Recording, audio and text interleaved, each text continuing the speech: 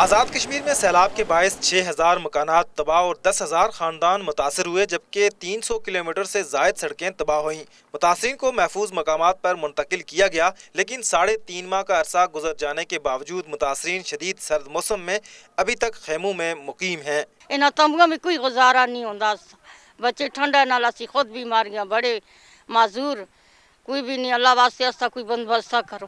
سردی ہے، بچوں کو نمونیا ہو رہی ہیں، بچے مرن لگے سردی نال، اور انہیں ٹٹن بچ گزر بھی نہیں ہو سکتا۔ تو گورنمنٹ کوئی آستہ کرا، کوئی چارہ اسوں کو بچانا دکھ واسطے، بچوں کو اسوں کو چھوٹے چھوٹے بچے ان کا کیا ہو سکتا ہے۔ دوسری طرف کئی دیہات کا زمینی رابطہ ابھی تک منقطع ہے۔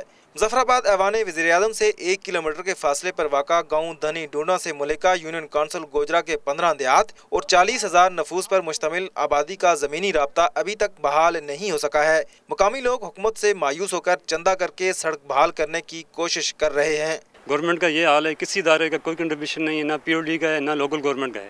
کسی ادارے نے کوئی ورک نہیں کیا، ہم اپنے طور پہ چندہ کر کے ہی روڈ بنا رہے ہیں۔ آزاد کشمیر کے بلند علاقوں میں اکتوبر اور نومبر میں ایشیائی خردونوش کو ذخیرہ کیا جاتا ہے، کیونکہ نومبر کے بعد برف باری کے باعث سڑکیں بند ہو جاتی ہیں، لیکن اس دفعہ سڑکیں بحال نہ ہونے کی وجہ سے ایشیائی خردونوش کی ترسیل بھی نہیں ہو سکی ہے، جس سے بلند علاقوں میں آنے والے برف باری کے موسم میں ایشیائی خردونوش کی قلت کا خدشہ بڑھ گیا ہے۔ آزاد کشمیر میں سیلاب سے متاثرہ علاقوں میں زمینی رابطے بحال نہ ہونے کی وجہ سے مسائل مزید گمبھیر صورت اختیار کرتے جا رہے ہیں۔